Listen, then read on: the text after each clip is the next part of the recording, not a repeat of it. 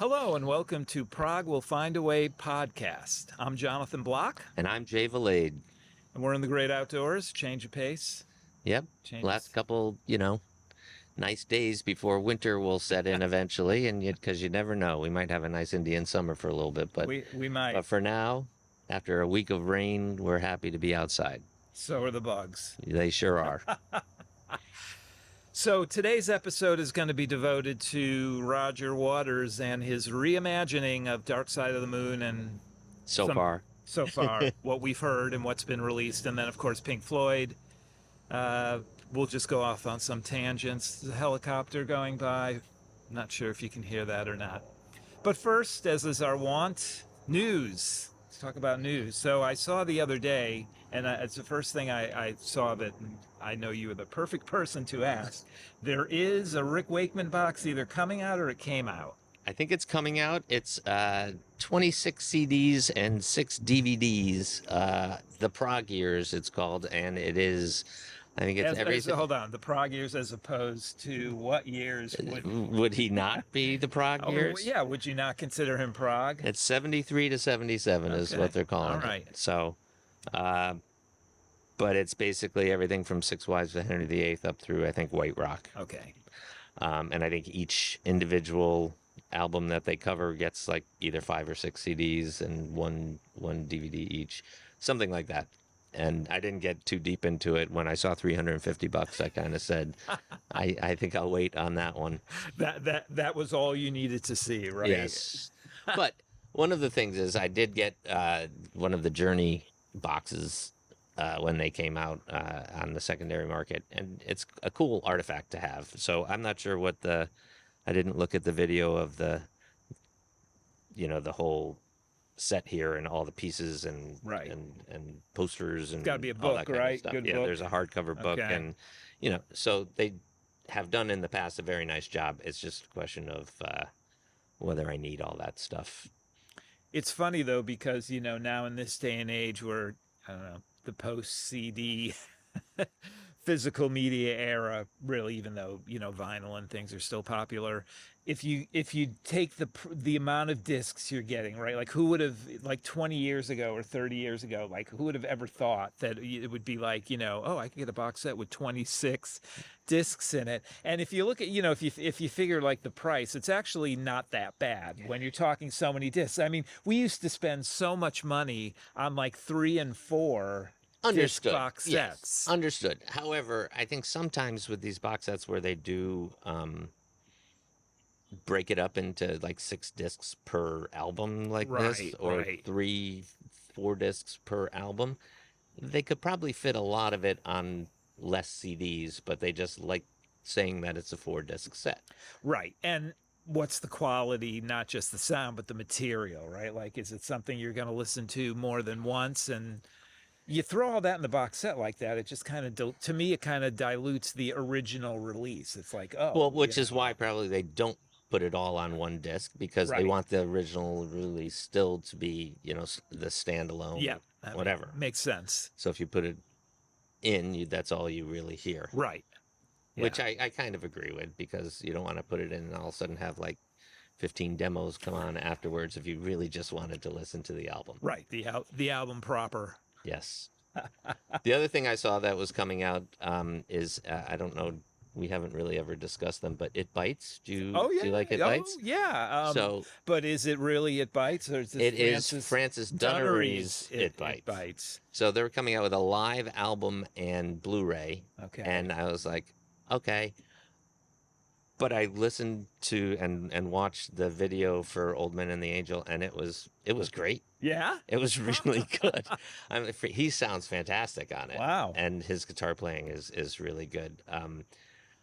I have been a Francis Dunnery fan, not, that I get every single thing he puts out, but, over the course of, 20, 30 years, that I like the stuff that he does. So the the first two It Bites albums, from what I recall, were very good. They were very good. And then they started to tail off, and even the live album. Well, just, they only had like the 3, so Well, the third album was a little heavier. Was and that it the was Eat Me in St. Louis? Me in St. Yeah, Louis, okay, surprised yes. I remember that. But and then so I'm thinking of the live album. There was also a live album. Yes, that came out. Yeah. And then like Thank You and Good Night or something. Right, like yes, that. Thank You and Good Night. Didn't they have a partial reunion at one point? They did, and then they got together without Francis Dunnery. And they just called themselves Bites? No, they had it. It was It Bites, and John Mitchell was the singer, guitar player, and that was good. I got those albums, and I liked those. I enjoyed them, but I didn't. How long were they around for? In that I don't know. I think they did it, and then they've been like on a hiatus ever since they stopped doing it. So I don't think they've ever officially said we're not doing it anymore. They just haven't done anything else. But there's been no full reunion.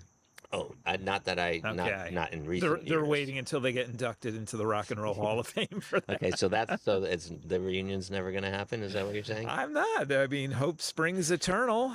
So, but anyway, I watched the video and I thought it was really good. He sounds fantastic, and it sounds just like it. So you're getting it. That's I don't know. I'll listen to it. That's I think I'll probably listen. My bellwether. Like if you're gonna put the dollars on the table for it, I know it's got to be good. And it's so hard because I don't know if it'll show up on Spotify or a streaming platform over well, here. Well, certainly the video portion won't. Yeah, but the video was on. It was on. I don't know. There was a link via the Prog website. So. Tiger Moth Records is putting it out on October 6th, so I don't know how broad the distribution would be as far as the streaming platform. Right. Well, we'll see. We'll see soon, because by the time this episode is out, it will have been out. It will have been out. We'll revisit that in a future episode. Those were the only 2 things that I had seen since we talked last. Even though, we're kind of going into the holiday season, maybe it's still a little early. Maybe October there'll be more things that are announced, because all the information about the as we talk every single episode now until it comes out, the Yes album box set, I see nothing about it anymore. It was like a blip of a flutter of activity and then nothing. Yeah, I mean, it's kind of like John Anderson and certain releases, right? Flutter of activity. A lot of talk, and then, as he says, it'll happen when it happens. Yes. All right. So Roger Waters redoing Dark Side of the Moon, and then at the same time, Pink Floyd re-releasing Dark Side of the Moon as a 50th anniversary mix, blah, blah, blah, blah, blah. I listened to that. I couldn't tell the difference. And I'm sure that if I had a fantastic, perfect sound system, the subtleties would come out to me. But Right. Well, not entirely sure how much they actually remixed it. It's remixed for Dolby Atmos. Yeah. So if you don't have a Dolby Atmos system or even an Apple device, I mean, it's funny because that iPad will play Dolby Atmos, and believe it or not, even on an iPad sitting on your lap, you can tell the difference. Like it sounds 3-dimensional. It's the weirdest thing. You hear stuff way over there around the corner. Yeah, no, it's like way off to the left, but then you hear something else and it's not as far off to the right. It's but it's not coming out of one speaker, right? But it's a lot of psychoacoustics going on, so it sounds like some things are coming from like behind the iPad.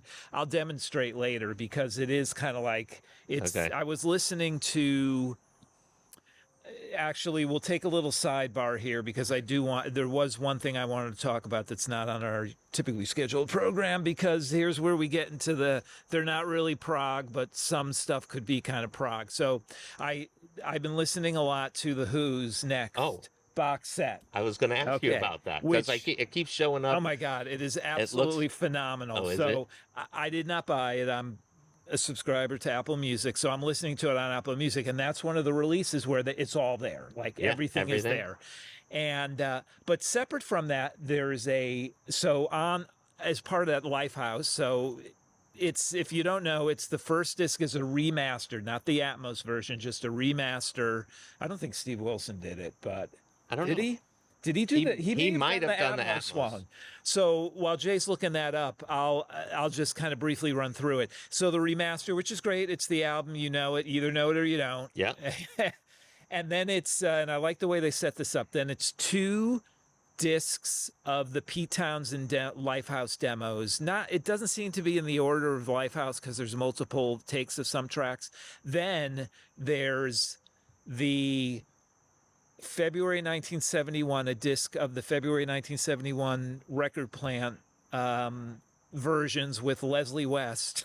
Oh, really? Mountain on lead guitar. They've released a lot of those, except I think there's 2 or 3 more tracks. Excellent stuff. And then there's 2 CDs of the Who, either doing different versions, different run-throughs, like And different have you edits. listened to them all? I've listened to and then it goes on. Then there's 2 CDs of at the Young Vic. So that was when they did Lifehouse Live. Yeah. And then there's 2 CDs later in 71 in San Francisco. A lot of people are complaining about the mix and that they just reuse the same audience sound over and over again. And if you listen to a couple of songs, you can hear it.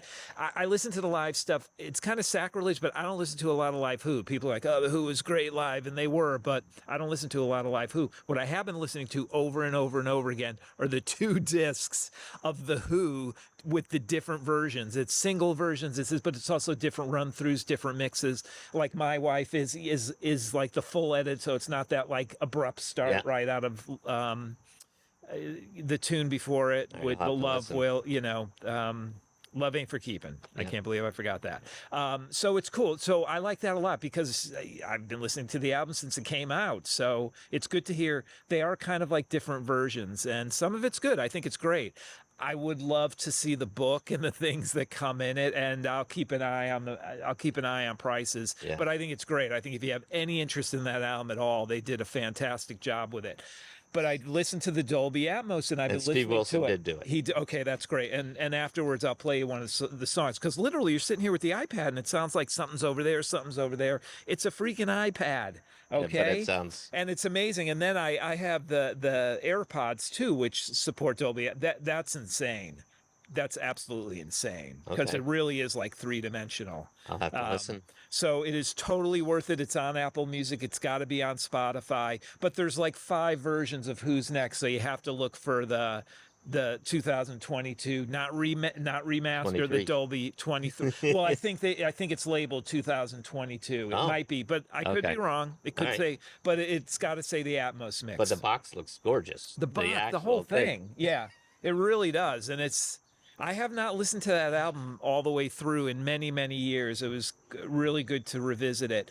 But on the Prog angle, so I'm of the mind that they're not a prog band by any stretch of the imagination, but like a lot of bands in that era, some songs kind of get there. They overlapped into. They overlap. And I mean, just Baba O'Reilly, the beginning. I mean, nobody did that before. And what's great on this set is that there's 2 of there's the original demo where it's a lot of the sequence synth line. He does the song somewhat proper, but it's really early.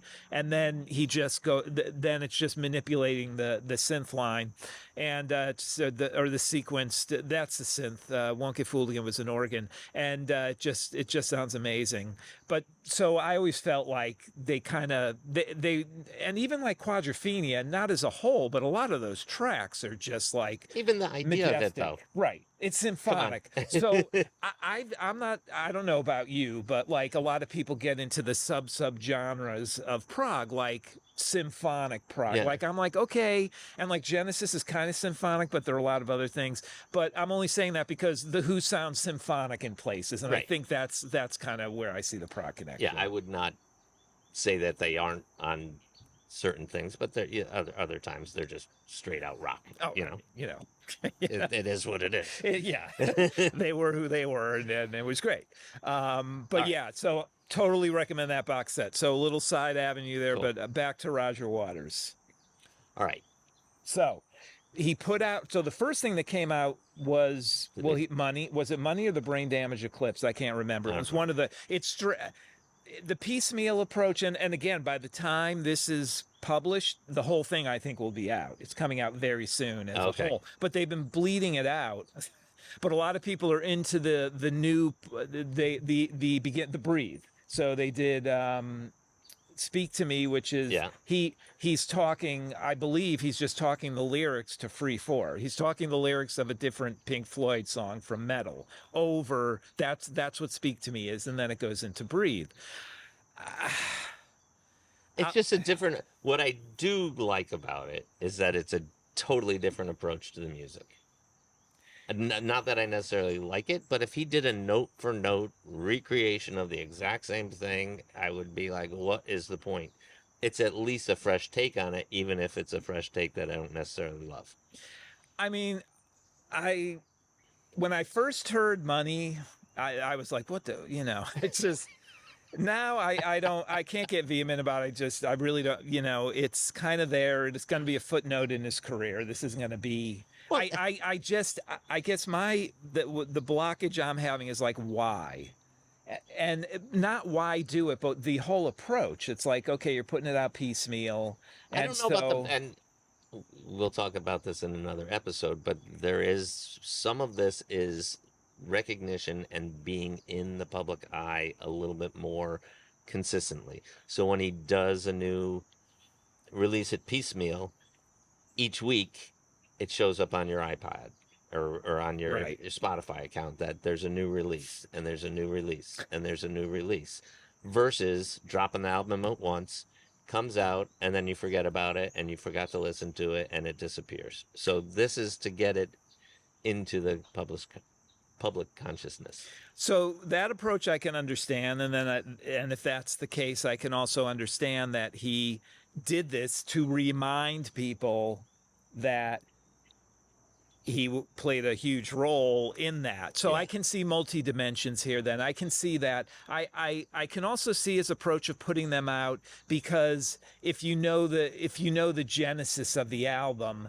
very little of it started as jointed pieces. They were individual songs. Yeah. And some of them were individual songs that were written like at the last minute after they had been performing some of the, Yeah. like 3/4 of it. And then they were like, We need another spot. do we really want it to end with Brain Damage? Because that's how it ended for the first week or so when they were doing shows. And then, Roger wrote Eclipse and, the rest is history. So I can understand. And Breathe comes from another song called Breathe that was on the Music for the Body album he did with Ron Geeson. So I kind of get it all. I just, in the moment, I'm like, what's the point, But I also don't want to totally judge it until it's all out. But that's the true. pieces yeah. I've heard, if he keeps it up the same way and the approach is the same, it will be a totally different take on the album. But I don't know that I would. Would you if revisit it? If I have 45 minutes, I'm probably listening to the original. Okay. But are you revisiting it? Like, if you listen to this once, are you revisiting it, or you think you just listened to it once and that's it?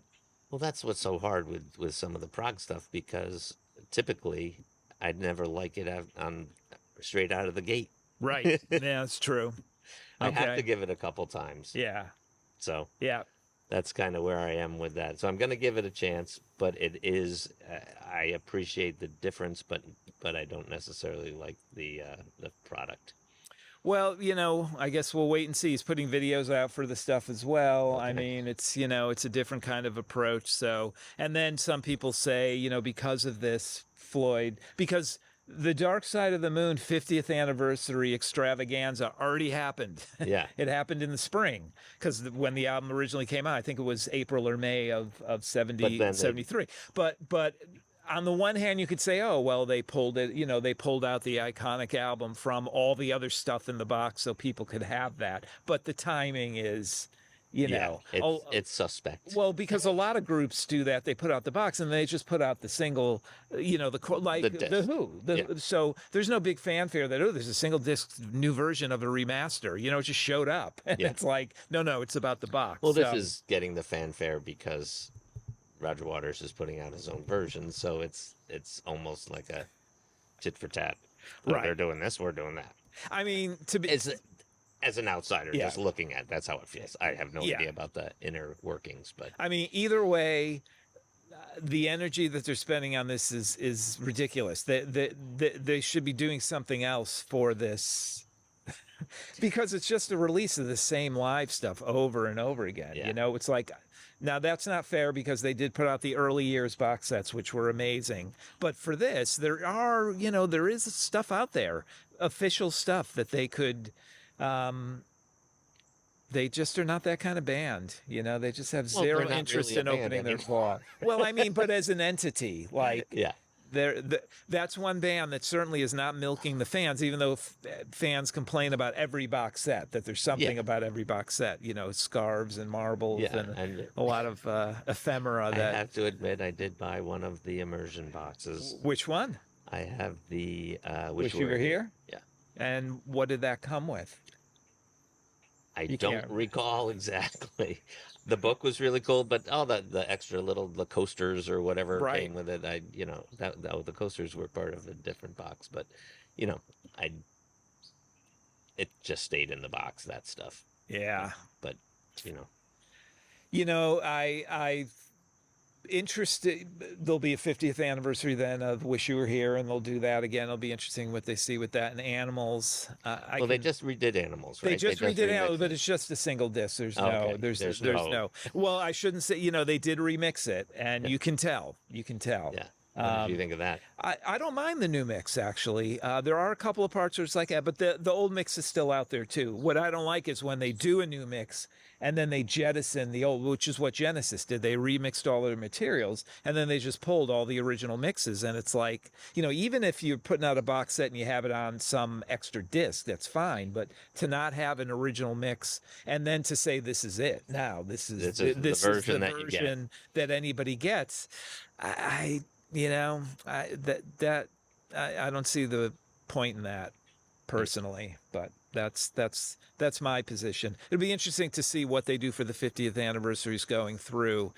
It's funny because 4 years, it may be 5 years ago, Cindy and I went to England, and at the time, their Mortal Remains exhibition was happening at the Victoria and Albert Museum. So we bought tickets before we went, and then we went, and man, that thing was amazing. Oh, really? It was so cool because you went through, and it kind of guided you through, but it was every era starting from the beginning, and it was just they had a lot of the equipment, a lot of the stuff that they used and whatnot, and it was very cool. And then at the end you ended up in a big room that had them playing it was like live clips and stuff, but it was like in 360-degree sound. And it was very, very cool. It came or is coming to LA. I know it was coming to America, but it was they had a big book there. I bought the book, Of course you did. the book. Yeah. Well, that I did because it was like walking through it again. If it does come somewhere near anybody, it is definitely worth seeing. Okay. What's it called again? It's called Pink Floyd, Their Mortal Remains. Okay. It's just an amazing experience. Whether it's not, you don't have to be into gear. There's a lot of gear, but it's just the way that it's laid out and taking you through, and then the music. Music is playing the whole way. It's just a very cool experience. So Cool. yeah, but none of this stuff is in it.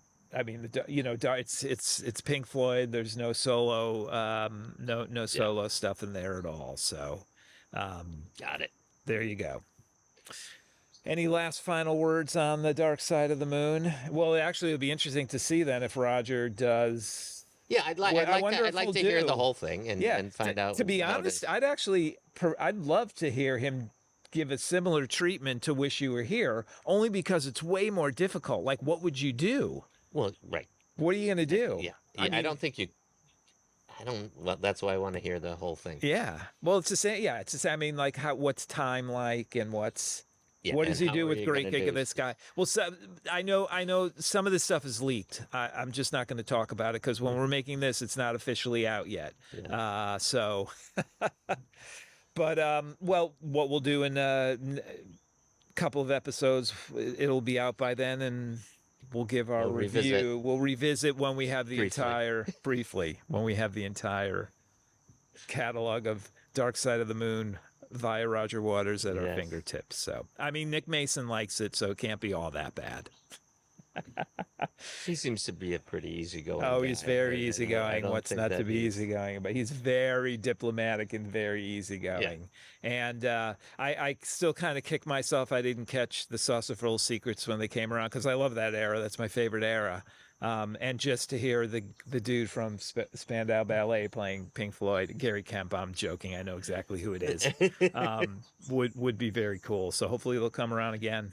Yeah, that'd be fun. All right, well, there you go. Episode 4, a little Pink Floyd focus. Next time, I believe we're going to tackle some new releases, more new releases.